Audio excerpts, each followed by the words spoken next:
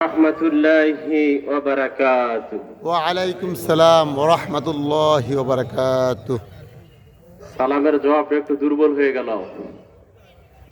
আমি আবার সালাম দিব, আপনাদের কাছ থেকে একটু ত্বরান্বিত জবাব চাই ইনশাআল্লাহ। ইনশাআল্লাহ। আসসালামু আলাইকুম ওয়া রাহমাতুল্লাহি ওয়া বারাকাতুহু। ওয়ালাইকুম সালাম ওরহমতুল্লাহি ওবরকাতুহ। সালাম দেওয়া সুন্নত, লওয়া ওয়াজিব। সালাম দিলে সওয়াব 90, লইলে সওয়াব 10। আমরা অনেকে সালাম দিতে চাই না, নিজেকে বড় মনে করি, নিজেকে বড় মনে করে সালাম দিতে চাই না। বিশ্বনবী সাল্লাল্লাহু আলাইহি সাল্লাম এই পৃথিবীতে সবচেয়ে শ্রেষ্ঠ মহামানব ছিলেন, শ্রেষ্ঠ বৈজ্ঞানিক, শ্রেষ্ঠ ডক্টর, শ্রেষ্ঠ ইঞ্জিনিয়ার ছিলেন। আল্লাহ রাসূল নিজে সালাম দিতেন ছোট বাচ্চাদেরকে আদব শেখানোর জন্য। সন্তান মা বাবাকে সালাম দিবে, মা বাবা সন্তানকে দিবে, স্বামী স্ত্রীকে দিবে, বলে মা বাবাকে সালাম দিতে লজ্জা পায়। শ্বশুর শাশুড়িকে লম্বা করে সালাম দিতে পারে, দেখি দেয় না? সালাম পাওয়ার যোগ্য কি আগে বলেন ইমানদার? মা বাবা। এই সালামের প্রচলন আমরা বেশি করব কি করবো না ইনশাআল্লাহ? সর্বপ্রথম একটি আমলের কথা বলে নিলাম। অনেক বুক ভরা আশা নিয়ে ইচ্ছা ছিল যে দীর্ঘক্ষণ আপনাদের সামনে কোরআন এবং হাদিসের আলোকে আলোচনা করার জন্য মাগরিবের আগে এখানে এসেছিলাম। অনেক শ্রোতারা আলোচনা করেছেন, ধারাবাহিকভাবে এই পর্যায়ে চলে আসছে। সামনে কর্তৃপক্ষ বলতেছে সময় কম, কম সময় আলোচনা করতে হবে। এই কম সময়ের মধ্যে গুরুত্বপূর্ণ কিছু কথা আল্লাহ তাআলা যেন এই অদমের জবান দিয়ে বের করে দেয়, যেই কথাগুলি আপনাদের জন্য হেদায়েতের জন্য কারণ হয়ে দাঁড়ায়। আল্লাহ তাআলা সেই তৌফিক এনায়েত করুন, সকলে বলেন আমিন। আমিন। মহান আল্লাহ সুবহানাহু ওয়া তাআলা আপনাকে আমাকে সুস্থতার মতন নিয়ামত নিয়ে তাফসীরুল কোরআন মাহফিলে নিয়ে আসছেন, এই জন্য সকলে দিল থেকে বলি আলহামদুলিল্লাহ। আলহামদুলিল্লাহ। এই সুস্থতার দাম কত? এই পৃথিবীতে যত প্রকারের নিয়ামত আছে, সমস্ত নিয়ামতের শ্রেষ্ঠ নিয়ামত হচ্ছে সুস্থতা। জলিল কদর নবী হযরত মূসা আলাইহিস সালাতু ওয়াস সালাম আল্লাহর সাথে কথা বলতেন। এই কথা প্রসঙ্গে একদিন বলতেছেন, ইয়া আল্লাহ, আমি যদি আল্লাহ হইতাম আর আপনি যদি মূসা হইতেন, তাহলে আপনি সর্বপ্রথম আমার কাছে কিসের জন্য আবেদন করতেন? কি আজীব কথা! এটা কি করে সম্ভব মূসা? কিছুতেই সম্ভব না। তারপরে মূসা বলতেছেন, মূসা একটু ব্যতিক্রম ধর্মী নবী ছিলেন, সবাই জানেন, ঠিক না?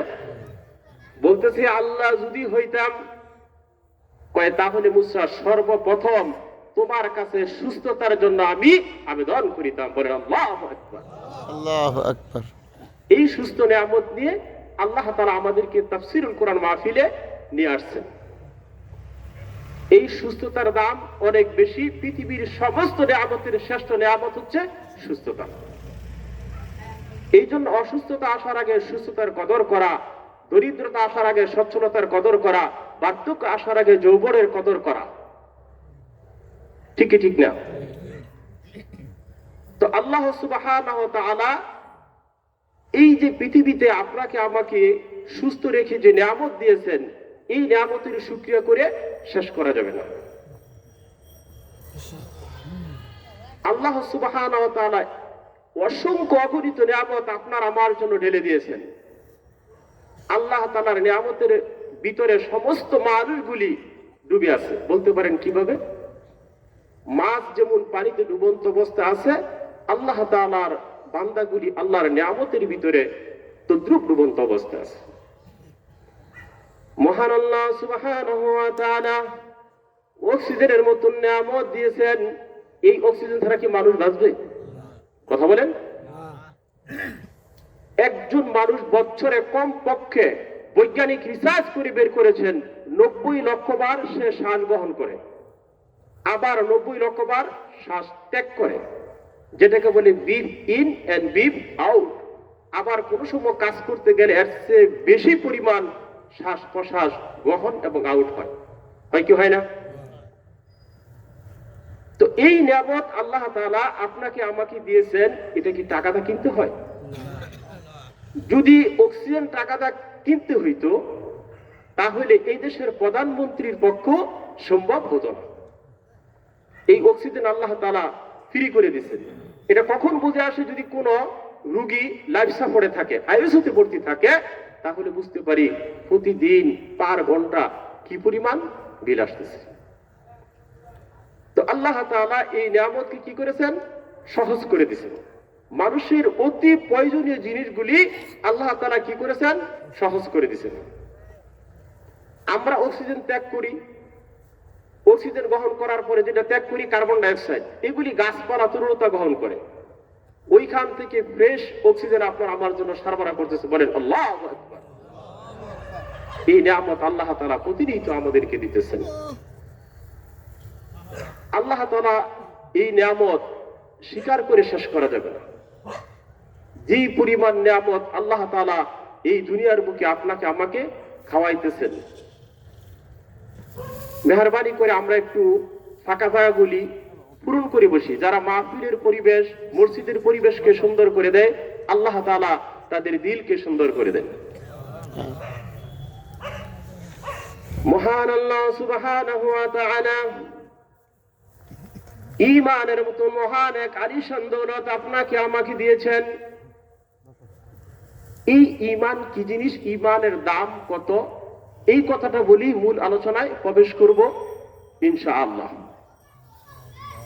ঈমান এমন এক জিনিস যা খালি চোখে দেখা যায় না।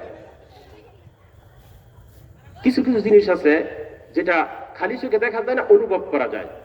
কোথাও বসে আছি, ধীরে ধীরে মৃদু বাতাস বইতেছে, ফ্যানের নিচে বসে আছি, ফ্যান চলতেছে, ফ্যানের বাতাস গায়ে লাগতেছে, অনুভব করা যায়, ঠিক না?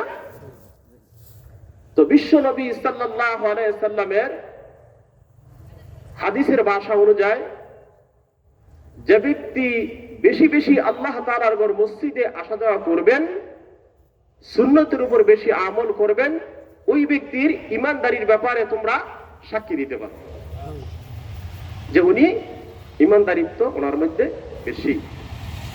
তো আল্লাহ পাক রব্বুল আলামিন এই পৃথিবীতে আপনাকে আমাকে ঈমানের মতন মহান এক আলিশান দৌলত দিয়ে পৃথিবীতে পাঠাইছেন।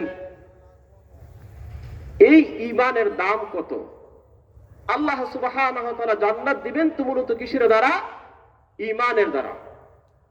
আমলের দ্বারা জান্নাতের আশা করা যায় না। যে আমল আমরা করি, এই আমল দিয়ে কেউ কি জান্নাতের আশা করতে পারি না। কিন্তু ঈমানের মতন এক দৌলত যে আছে, এই ঈমানের কারণে কোন একটা সময় আল্লাহ কি করবেন? আপনাকে আমাকে জান্নাত দিবেন, এই আশা আমরা আশান্বিত। বিশ্ব নবী সাল্লাল্লাহু আলাইহি সাল্লামের হাদিসের ভাষা অনুযায়ী লা তাকুলুস সাআ হাত্তা ইউকালু ফিল আরদি আল্লাহু আল্লাহ। এই পৃথিবীতে যতক্ষণ পর্যন্ত একজন মুমিন মুমিনাত আল্লাহকে স্মরণ করার মতন থাকবেন, ততক্ষণ পর্যন্ত আল্লাহ তাআলা এই পৃথিবীর নিজামকে, আকাশ এবং জমিন সমস্ত কিছু ঠিক রাখবেন। আর ইমানদার থাকবে না তো আল্লাহ তাআলার এই সাজানো আকাশ এবং জমিন সব একাকার তছনছ হয়ে যাবে। এক একজন ইমানদারের কত দাম! আমরা দেখি আকাশটা খুঁটিবিহীন আল্লাহ তাআলা দাঁড় করে রেখেছেন। এই যে তাফসিরুল কোরআন মাহফিলের প্যান্ডেল করা হয়েছে, এটাও কিন্তু খুঁটি লাগছে। খুঁটি ছাড়া দাঁড়াইছে? বিল্ডিং তৈরি করতে খুঁটি লাগে, লাগে কি লাগে না? তো আল্লাহ সুবহানাহু ওয়া তাআলা যে আকাশকে দাঁড় করে রেখেছেন, আকাশের কোনো খুঁটি নেই আমরা দেখি না। না না, আকাশেরও খুঁটি আছে। এক একজন ইমানদার আকাশের এক একটা খুঁটি। যতক্ষণ পর্যন্ত ইমানদার থাকবে ততক্ষণ পর্যন্ত আল্লাহ তাআলা আকাশ জমিন ঠিক থাকবে। ইমানদার থাকবে না তো সব শেষ হয়ে যাবে। এই ইমানদারদের দাম কত! তামাম পৃথিবীর সমস্ত সম্পদের চেয়ে শ্রেষ্ঠ সম্পদ হচ্ছে এক একজন ইমানদার। কথা খুব খেয়াল করে শুনবেন, গুরুত্বপূর্ণ মোটা কয়টি কথা খালি বলবো, যেহেতু সময় কর্তৃপক্ষ আমাকে কমিয়ে দিয়েছে। এক একজন ইমানদারের দাম পৃথিবীর সমস্ত সম্পদের চেয়ে বেশি। বলতে পারেন কিভাবে? আল্লাহ তাআলা যে জান্নাত দিবেন কিসের বিনিময় দিবেন? ঈমানের দ্বারা জান্নাত দিবেন। আমল করে জান্নাতের আশা করা যায় না। যে আমল করি, নামাজ পড়ি তো মন থাকে ব্যবসায়, মন থাকে চাকরিতে, মন থাকে কৃষি খেতিতে, মন থাকে সংসারের বিভিন্ন ঝামেলায় জর্জরিত থাকি। আল্লাহ তাআলা এই ঈমানের মতন এক আলিশান দৌলত দান করেছেন। এই ঈমানের কারণে কোনো না কোনো সময় আল্লাহ তাআলা আপনাকে আমাকে জান্নাত দিবেন। তাম পৃথিবীর সমস্ত সম্পদের চেয়ে শ্রেষ্ঠ সম্পদ হচ্ছে ঈমান। আল্লাহ তাআলা যে জান্নাত দান করবেন, তাম পৃথিবী বিক্রি করলে ওই জান্নাতে অর্ধ হাত তথায় 9 ইঞ্চি জায়গার দাম হবে না। ওই জান্নাতে থাকবে কারা? ঈমানদাররা। ঈমানদার কি 9 ইঞ্চি জায়গায় থাকতে পারবে, নাকি তার জন্য বেশি জায়গা লাগবে? কথা বলেন। তাহলে আল্লাহ তাআলা ঈমানদারদেরকে ওই জান্নাতে দিবেন। তাম পৃথিবীর সমস্ত সম্পদের চেয়ে শ্রেষ্ঠ এক একজন ঈমানদার বলেন আল্লাহু আকবার। তাহলে ঈমানদারের দাম কত? মহান আল্লাহ পাক রব্বুল আলামিন এর কালাম, মহাবিশ্বের মহাগ্রন্থ আল কোরআনুল কারীম, কোরআন একমাত্র কিতাব, কোরআন একমাত্র কালাম যা মানুষকে শ্রেষ্ঠ মানুষ বানায়, আদর্শ মানুষ বানায়। এই কোরআন কি বর্তমানে আসছে না নাই? পুরান হয়ে গেছে? দুর্বল হয়ে গেছে? পাওয়ার কমে গেছে? না, কোরআন কোরআনের জায়গায় রয়েছে। সুদীর্ঘ ১৫০০ বছর পরে এই কোরআনকে রিসার্চ করার পরে কম্পিউটার একটা নক্ত ভুল ধরতে পারে না। বলে আল্লাহু আকবার। মহান আল্লাহ সুবহানাহু ওয়া তাআলা পবিত্র কালামে পাকের সূরাতুল বাকারার শুরুতে আল্লাহ তাআলা জানিয়ে দিয়েছেন, যালিকাল কিতাবু লা রাইবা ফীহি হুদাল লিল মুত্তাকিন।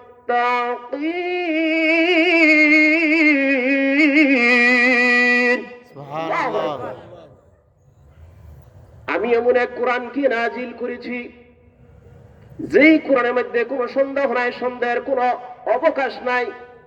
আল্লাহ তাআলা চ্যালেঞ্জ করেছেন, এই পৃথিবীতে যত প্রকারের বৈজ্ঞানিকগণ, যত প্রকারের ইঞ্জিনিয়ার বলেন, ডাক্তার বলেন, যে কোনো বই লেখা প্রথমে একটা ভূমিকায় লেখে আমার এই ক্ষুদ্র জ্ঞানের দ্বারা এই বইটি লেখা হয়েছে।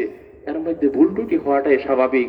যদি ভুল হয় আপনারা আমাকে পরবর্তী সংস্কারকের সময় জানিয়ে দিলে আমি সংশোধন করে দিব, আপনাদেরকে কৃতজ্ঞতার সহিত স্মরণ করব।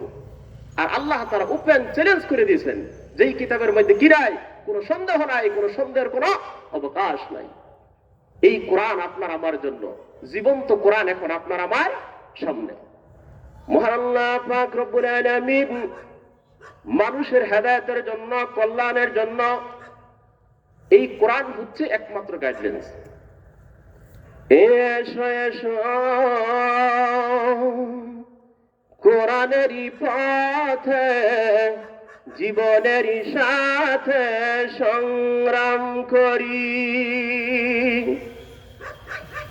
একটাই পথ আর একটাই মত, আল কোরআনেরই পথ। ঠিক কিনা বলেন? একটা পথ আর একটাই মত, আল কোরআনের পথ, অন্য কোন পথ, অন্য কোন মত না। এই বিশ্বাসে কি আপনার আমার ভিতরে স্পিড করতে হবে। মহান আল্লাহ পাক রব্বুল আলামিন পবিত্র কালামে পাকের সূরাতুল আল মুমিনুনে আল্লাহ তাআলা জানিয়ে দিয়েছেন, আফাহাসিবতুম আন্নামা খালাকনাকুম আবাসাও ওয়া আন্নাকুম ইলাইনা লা তুরজাউন। সুবহানাল্লাহ। আল্লাহ তাআলা এখানে বলতেছেন, আফা হাসিবতুম, তোমরা কি মনে করেছো, তোমরা কি ভেবেছো, তোমরা চিন্তা করেছো? ইন্টারগেটিভ সেন্টেন্স ব্যবহার করেছেন, আমি কি তোমাদেরকে অযথায়, অকারণে, নিষ্প্রয়োজনে অনর্থক সৃষ্টি করে পৃথিবীতে পাঠাইছি? না না না, অনর্থক অযথায় অকারণে আমি তোমাদেরকে পৃথিবীতে পাঠাই না।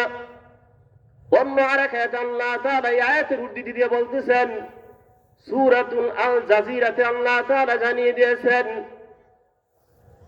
وما خلقت الجن والإنس إلا ليعبدون সুবহানাল্লাহ। আমি মানুষ এবং জিন এই দুইটা জাতিকে আমি সৃষ্টি করেছি একমাত্র কেবলমাত্র শুধুমাত্র আমার দাসত্ব করার জন্য, আমার ইবাদত বন্দেগী করার জন্য, আমার গোলামি করার জন্য। মানুষ কার গোলামি করবে? আল্লাহ তাআলার গোলামি করবে। এই গোলামি করার জন্যই আল্লাহ তাআলা সৃষ্টি করেছেন। এই ইবাদত বন্দেগী গোলামি বলতে কি বুঝি? মসজিদে গেলাম, নামাজ পড়লাম, রোজা রাখলাম, হজ করলাম, যাকাত দিলাম, ইবাদত বন্দেগী হয়ে গেল? না। আল্লাহ পাকের হুকুম, কোরআনের যত বিধান আছে, বিশ্ব নবী সাল্লাল্লাহু আলাইহি সাল্লামের জীবন আদর্শ অনুসরণ অনুকরণ করার নাম হচ্ছে ইবাদত। সহজে বুঝে আসছে না? সংক্ষেপে আলোচনাগুলি বোঝার জন্য কোরআন আসছে মানবতার মুক্তির জন্য, কল্যাণের জন্য, কোরআন অনুযায়ী নিজের জীবনকে পরিচালনা করার জন্য। তো মহান আল্লাহ পাক রব্বুল আলামিন সূরাতুল বাকারা 28 নম্বর আয়াতে আল্লাহ তাআলা জানিয়ে দিয়েছেন, কাইফা তাকফুরুনা বিল্লাহি ওয়া কুনতুম আমওয়াতা فأحياكم ثم يميتكم ثم يحييكم ثم إليه ترجعون। সুবহানাল্লাহ। এই আয়াতের প্রথম অংশের ব্যাখ্যা পরে করব, কারণ আলোচনার মিলের জন্য। প্রথমে আল্লাহ তাআলা বলছেন, কাইফা তাকফুরুনা বিল্লাহ, তোমরা কিভাবে আমাকে অস্বীকার করো, আমার অকৃতজ্ঞতা করো, আমার নাফরমানি করো। কিভাবে তোমরা আমার নাফরমানি করো, অকৃতজ্ঞতা প্রকাশ করো, আমার খেয়ে পড়ে আমার দেওয়া আকাশ জমিন, আমি আকাশকে ছাদ বানাইলাম, জমিনকে বিছানা বানাইলাম, এই সমস্ত কিছু করার পরেও তোমরা আমার কি করো? আমার নাফরমানি করো। বলতে পারেন কিভাবে? এখানে আল্লাহ তাআলা জানিয়ে দিয়েছেন, ওয়া কুনতুম আমওয়াতা, আল্লাহ তাআলা আমাদেরকে হায়াত দিয়েছেন, জীবন দিয়েছেন। জীবনকে দিয়েছেন আল্লাহ। এই আল্লাহ তাআলার দেওয়া বিধান আল্লাহ তাআলা দিয়েছেন এগুলি অনুসরণ করার জন্য, অনুকরণ করার জন্য। মহান আল্লাহ পাক রব্বুল আলামিন এই পৃথিবীতে পাঠানোর উদ্দেশ্য, কারণ হচ্ছে মানুষগুলি আল্লাহ তাআলার ইবাদত করবে, আল্লাহমুখী হবে, ঈমান এবং আমলকে সুন্দর করবে। এই জন্য আল্লাহ তাআলা পৃথিবীতে পাঠাইছেন। যে মানুষ তোমার কোনো অস্তিত্বই ছিল না, তুমি ছিল অস্তিত্ববিহীন, আমি তোমাকে অস্তিত্ব দান করেছি, আবার আমি তোমাকে মৃত্যু দিব, এই মৃত্যুর পর আবার তোমাকে পুনরুত্থান করা হবে। মানুষ কি মরার পরে শেষ না শুরু? বলেন শুরু। মহান আল্লাহ পাক রব্বুল আলামিন এই পৃথিবীতে সৃষ্টি করে পাঠাইলেন। যে মানুষের কোনো অস্তিত্বই ছিল না, আল্লাহ তাআলা অস্তিত্ব দিলেন। এই অস্তিত্ব দেওয়ার পরে মানুষটা ধীরে ধীরে বড় হইতে লাগলো। একটা সময় আপনি আমি ছোট ছিলাম, কিছু বলতে পারতাম না, কথা বলার মতো কোনো ভাষা ছিল না, কান্না ছাড়া। আল্লাহ তাআলার নিয়ামত দিয়ে আল্লাহ তাআলা আপনাকে আমাকে বড় করেছেন। এই পৃথিবীর হাজারো নিয়ামত আপনার আমাকে আল্লাহ তাআলা খাওয়াইতেছেন। আল্লাহ তাআলার দেওয়া এত নিয়ামত খাওয়ার পরে একটা সময় বড় হয়ে গেলাম, যুবক হইলাম, যুবতী হইলাম, আস্তে আস্তে আল্লাহ তাআলার হুকুম থেকে দূরে সরতেছি। দেখেন কিভাবে আমি বড় হয়ে গেলাম, যুবক যুবিত হয়ে কোথায় ঘুরতে গেলাম, পার্কে গেলাম, চিড়িয়াখানায় গেলাম। ওই চিড়িয়াখানায় গিয়ে সুন্দর পাখি দেখি, হরিণ দেখি, তখন বলি, এ পাখি তুমি কত সুন্দর। তখন ওই পাখি তার নিজের ভাষায় বলে, আমি যে সুন্দর এটা আল্লাহ তাআলা কোরআনে ঘোষণা করেন নাই, কিন্তু তুমি যে সুন্দর এটা আল্লাহ তাআলা কোরআনে জানিয়ে দিয়েছেন। আল্লাহ তাআলা সূরাতুত তিনে জানিয়ে দিয়েছেন, لقد خلقنا الإنسان في أحسن تقويم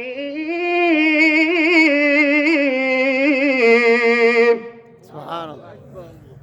নিশ্চয় আমি মানুষকে সৃষ্টি করেছি সবচেয়ে সুন্দর আকার আকৃতিতে।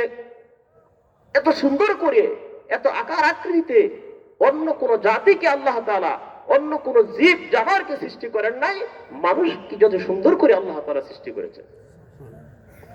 মহান আল্লাহ পাক রব্বুল আলামিন কি রহমত দিয়েছেন, দেখার মতন চক্ষু দিয়েছেন, কথা বলার মতন জবান দিয়েছেন। আল্লাহ তাআলা সূরাতুল বালাদে জানিয়ে দিয়েছেন